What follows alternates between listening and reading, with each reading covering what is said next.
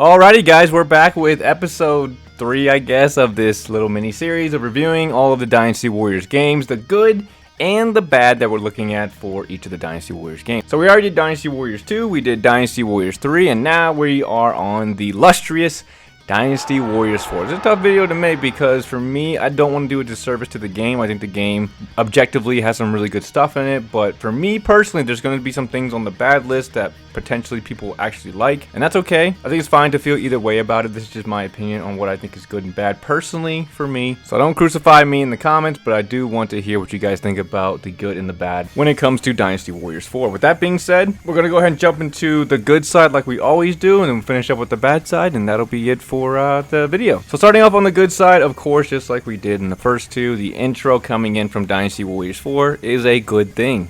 Is it my favorite? No, but it's still a great opening. It still gets you pumped up. The music for it is decently good. There's nothing I can complain about when it comes to the intros for these games. I don't think I can think of a single intro where it wasn't that good, but yeah, intro, easy thing to start off with. And then similar to Dynasty Warriors 2 and 3, the opening edit for Dynasty Warriors 4. Again, just another fun feature to play with. You can customize and just see what they bring new, the music for it, all that good stuff. Really, really fun. And piggybacking off of that, the music in general for Dynasty Warriors 4 definitely had a different feel to it than Dynasty Warriors 3. It went more metal, more heavy, a little bit of a grunge in there as well. And I think the music for Dynasty Warriors 4, it's got some hits and some misses. Because I didn't really spend a lot of time playing Dynasty Warriors 4 as a child, a lot of the music doesn't really have a nostalgic effect on me, so I look at it from more of a objective view, and the music is pretty good. I do like a lot of the tracks from Dynasty Warriors 4. Now moving into the game itself. Now I'm just going to be going off of the list that I've written down, so there's no like sections of what I'm going to go through. I'm just going to read off and go through it. First thing we're going to talk about is the horse getting its own slot. I think that was a great addition in Dynasty Warriors 4 instead of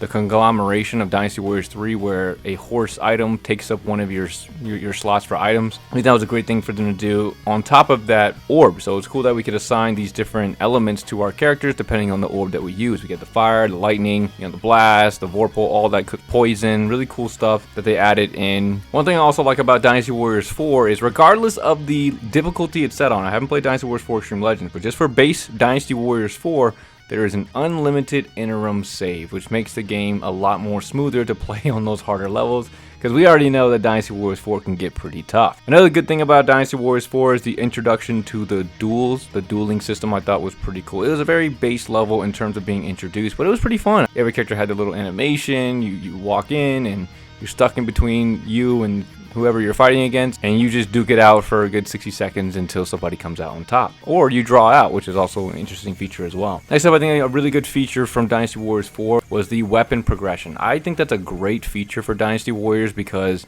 it allows you to connect with the weapon in a character because you want to get them up to the higher weapon. And of course, as you progress, your weapon changes. It looks a little cooler or whatever it may be. Things get added onto it. That was always a cool feature I thought Dynasty Warriors 4 had. And then on top of that, just like in Dynasty Warriors 3, once you max it out, then you can go ahead and do the final Easter egg quest in order to capture the level 10 weapon that you needed for that character. So the weapon progression in Dynasty Warriors 4 was always really interesting to me. It's sad they never brought that back, but if they do, I think it's one of the best systems. Next good thing in Dynasty Warriors 4, small thing, but it was good to add, I think, and that was the jumping charge attack. So you jump up, and now you had a charge for all your characters who slam down. I thought that was really cool that they added that in. Another good thing about Dynasty Warriors 4 is the AI became much more refined. They were moving better. They were much more cohesive among enemies and allies. I would say it kind of had a similar feel to Dynasty Warriors 2. Your peons and the people around you kind of mattered, and you felt their impact much heavier than in Dynasty Warriors 3 in my opinion, and I really appreciate the AI refinement in Dynasty Warriors 4. Next good thing about Dynasty Warriors 4, which I thought was really cool, was the Easter egg stage unlock. So you have to complete certain things in order to get certain stages, and I thought that was also really neat. It's also, those are really cool to stumble upon or figure out or open up different paths to characters or stages that you wouldn't normally get to see in a quote-unquote normal story. So those little Easter egg stage unlocks were really fun to stumble upon. And then moving into the next one, just like in Dynasty Warriors 3, the versus mode and the challenge mode in the game is, I think, good things for the game. They enhance the modes a little bit. I think a little bit of different options or different things that you can play with. Just some things in there that you could try out, kill some time. Similar to Dynasty Warriors 3, you play it once or twice, you're not going to play it again. But it was nice to see those modes return and have advanced features in order to enjoy the mode a little bit more. One of the best things about Dynasty Warriors 4, though, 100% is the increased significance of the voice acting. We're no match for him militarily. We will have to move heaven and earth. Let us go. My brother's destiny awaits. This was the birth of good voice acting, in my opinion, from Dynasty Warriors 4 up until about Dynasty Warriors 8. The voice acting took another serious leap here, and it was absolutely amazing. It made the story that much more cohesive and fun, and intertwined you more into the game, into the battlefield, the scenarios. So definitely voice acting is going to be here. Next up, of course, we have the addition of some new characters, some beloved new characters. Zhao Ren, Yue Ying, and Zhou Tai, all getting added in Dynasty Warriors 4. Definitely some beloved characters being added, definitely a good thing from that game. And then jumping into the Muso mode, it's really cool during the Muso mode how you can change characters throughout the actual Muso mode, because this game was kingdom based versus character based, and from each stage you can change your character to play and feel out whoever you wanted to play. That was a really cool feature that they had. And then moving into the customization options that Dynasty Warriors 4 had was amazing. They absolutely beautifully interlaced this customization feel into Dynasty Warriors 4. You can create your own character who has their own story. You can play as your own character throughout whichever kingdom you choose and be a part of those significant battles and moments that, you know, it's a special thing to go through. It's cool that you're fighting alongside your favorite people from the kingdom and, you know, helping them unify it in whichever way that they did. And I always appreciate that for Dynasty Warriors 4. And piggybacking right off of that, the customization of creating personal bodyguards was amazing. Not only could you create them and, like, you know, name them, but you can make their armor, you can make their color. The features that they added for Dynasty Warriors 4 for the bodyguards was amazing. Just the personalization, the customization, absolute plus in my book for Dynasty Warriors 4. And then piggybacking off of what I said earlier, just the characters that you play as, whether it's a created character or one of the playable ones, all of their movesets were extremely smoothed out.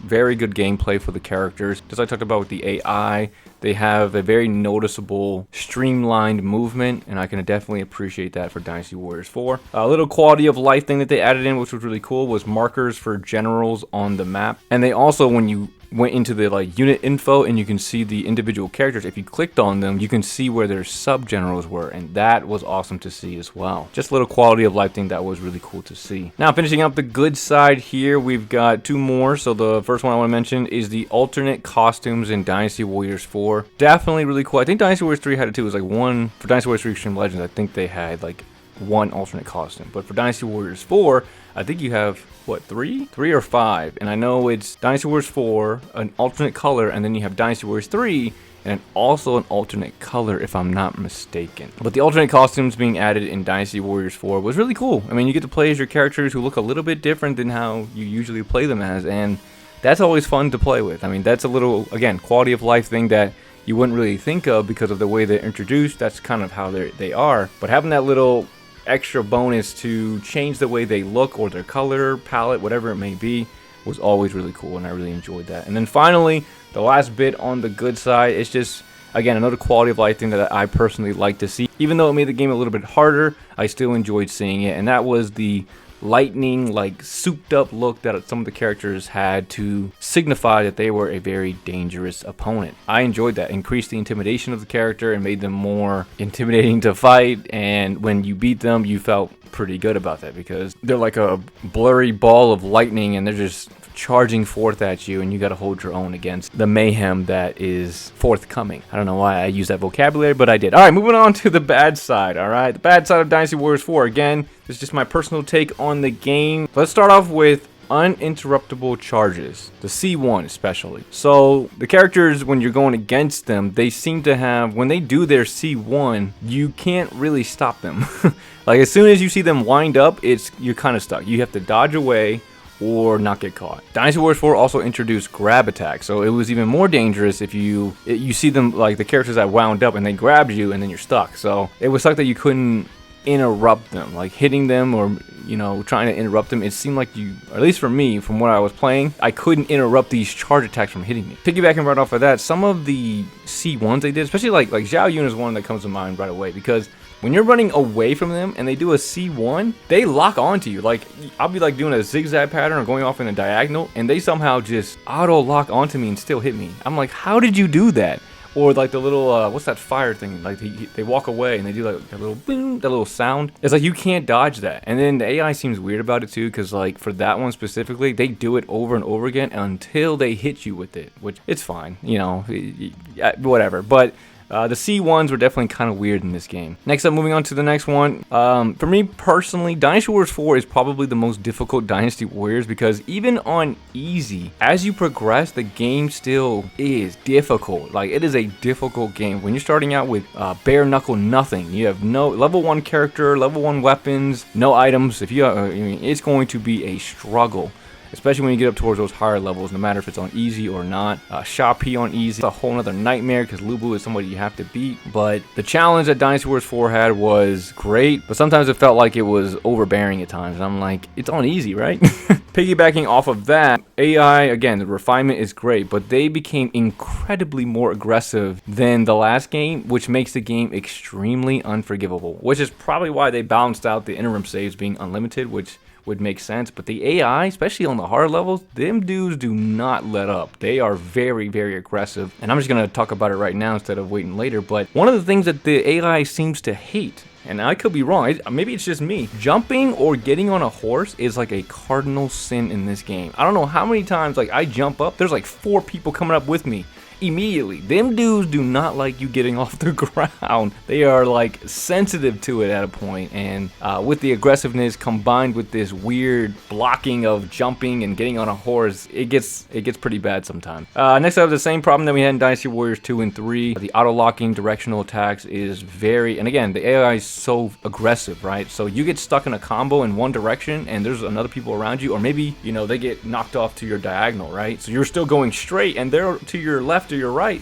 They hit you and then they do damage, or they kill you, or they do the Muso attack and you're just praying that you're not dead, or, you know, whatever. But the directional attacks in Dynasty Warriors 4, I feel like is the worst in the game. I don't know why, but it feels like some of the characters' range is so much smaller. So when they start going straight and the enemy they're attacking, whether, you know, be an officer or regular guard, whatever it is, they start getting pushed off to the left or the right side, and you're still going straight, they're gonna make you pay, which is so frustrating to deal with. All right, next up, revisiting from the good side. So talking about the duels again, great that they got added. However, in Dynasty Warriors 4, just the base game, you never knew when they were gonna use their Muso attack, which is super dangerous, especially for certain characters that are very deadly on their Muso attack. It left you at quite a disadvantage because you just never knew and you had to always work to get yours, and they could just spam theirs, especially when they're in their red. And anyway, that was it's just a small thing there, which I think they fixed in Dynasty Warriors 4 Extreme Legends. I wrote it down, so I guess I'm going to talk about it. So I kind of already talked about it, but the enemy generals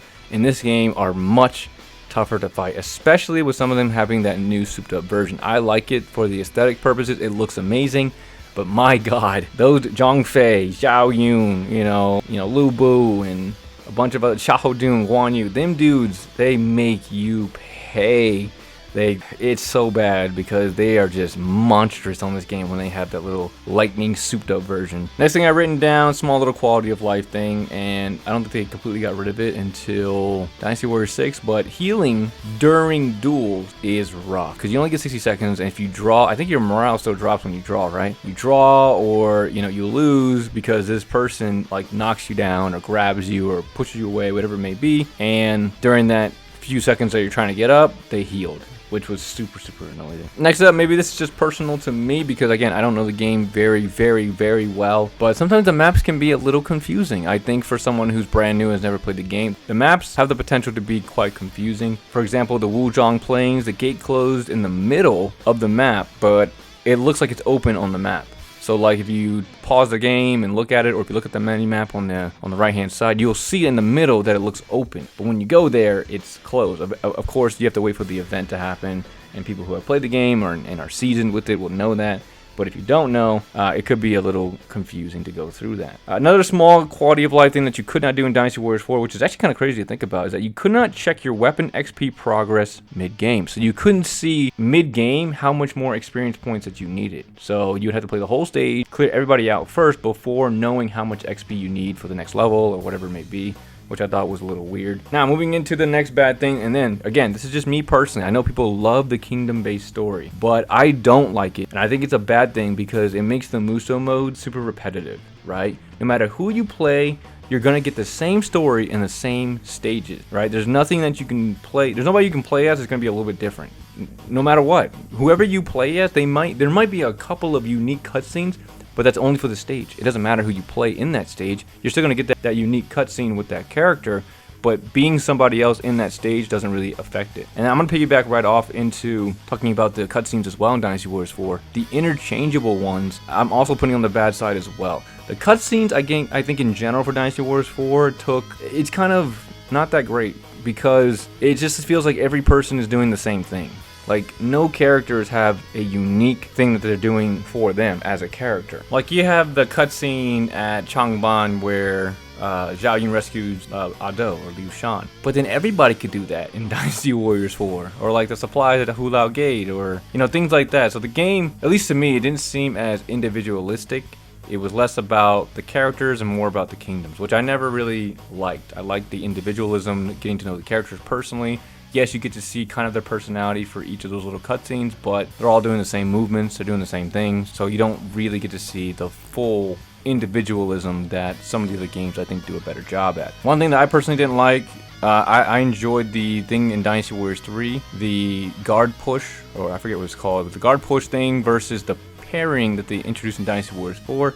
Maybe I just suck at it. Like, I think I do it sometimes on accident, but the guard push was what I was grown up playing, so that is more, I guess, natural for me to do versus the parrying in Dynasty Warriors 4, which I always had a hard time timing and stuff like that. So it might just be a skill issue on my part. And then the last thing for Dynasty Warriors 4, when you're going against like a commander or again one of the souped up people and they're blocking, right? And usually when somebody else is behind them, even if it's like a little soldier, it usually breaks their guard. Even if it doesn't make them flinch, it at least breaks their guard so you can do damage. Not in Dynasty Warriors 4. If the person behind them is too weak and hits them and you're trying to like get through their guard, they don't break their guard. They just eat the shot from the private or the guard or whatever, and they just continue blocking. So you have to find a way yourself to get around the character and, you know, do damage. But if they're too weak behind them, you know, it's not gonna happen. All right, so those are all the things I can think about, good and bad, for Dynasty Warriors 4. I'm sure there's some things that I'm forgetting, but because I wasn't as close to the game, I try to play as much as I can to try and really get as much as I can for the video. This is all I have in terms of good and bad. Now, overall, the game, if I have to give it a rating, for me personally, well, not for just me personally, because I had to take the objective points, the good parts of the game as well, versus what I personally don't like about it. I would give Dynasty Warriors 4, I would give it a solid 8. I think it did most things really well. Customization was great, character inclusion was awesome, weapon progressions are really cool, the Easter eggs. It has a lot of essence from Dynasty Warriors 3, which I enjoy, but I don't like that they spend so much time on the kingdom-based story versus the individualism. I think the individualism is what makes Dynasty Warriors more interesting, because if everybody's playing the same story, what's the point of playing different people? It's kind of like Dynasty Warriors 2. The only reason you play other people is to play their weapons, and that's pretty much it. Yeah, you have the individual little moments, but is that really significant enough to play through a whole story mode with another character? Not to me, and that's why for me I think it's a good 8. I think objectively the game is great, but for me personally, I've just never been a fan of the kingdom-based story. But anyway, guys, that's all I have for the video here. Hope you guys enjoyed it. This was the good and the bad for Dynasty Warriors 4 from what I could find. Again, if I missed anything down below, just let me know, because I usually always do. And hope you guys are enjoying the videos. If you are, I definitely appreciate a like, comment, or subscribe. And I will see you all in the next video. Thanks for watching, everyone.